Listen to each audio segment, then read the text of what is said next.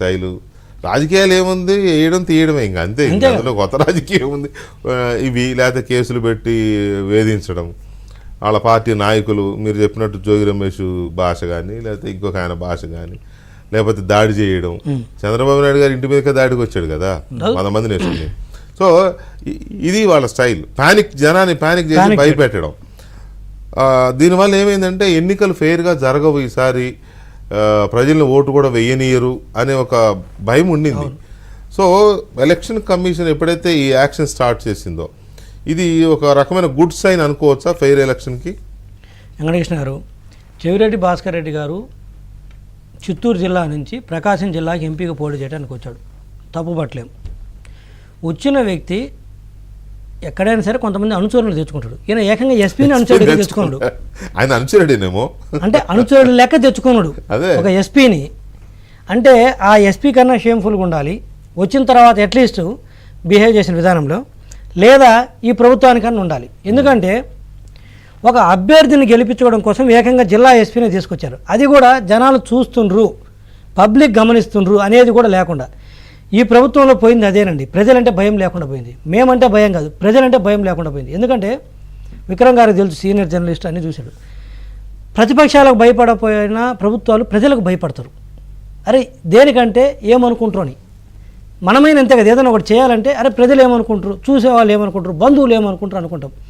అలాంటిది ఈరోజు ఈ ప్రభుత్వానికి అదే ఏమనుకుంటారు అనేది పోయింది.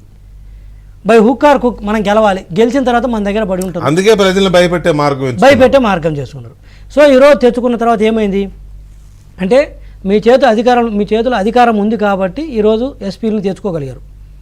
అంటే ఈరోజు మీకు అధికారం లేదు, మోడల్ కోడ్ ఆఫ్ కండక్ట్ వచ్చిన తర్వాత మీ చేతిలో అధికారం లేకపోతే ఎలా ఉంటుందంటే ఇది మీ పవరు. ఇది జగన్మోహన్ రెడ్డి గారి పవరు.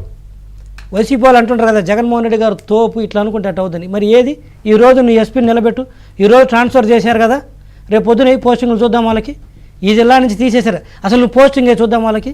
ఏమైంది నీ పవరు? నువ్వు ప్రజలు ఎన్నుకున్న ముఖ్యమంత్రి కదా అంటుంటాడు కదా, 151 మంది నేను ప్రజలు ఎన్నుకున్న ముఖ్యమంత్రి, నాకు అధికారాలు ఉంటాయి కదా. ఏది మరి నీ అధికారాలు? చూద్దాం వాళ్ళని ఎస్పీలుగా, మళ్ళీ పోస్టింగ్లు చూద్దాం.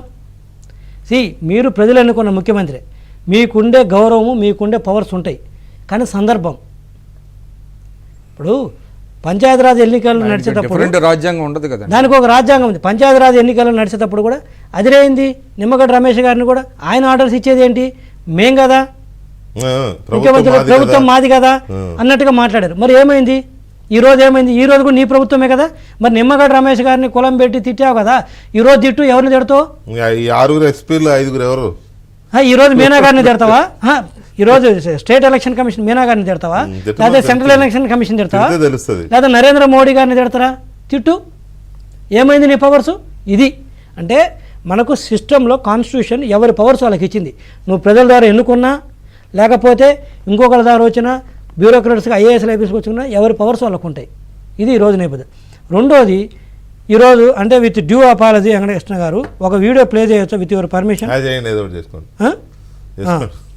ఈరోజు పటాభి మా సహచార అధికార ప్రతినిధి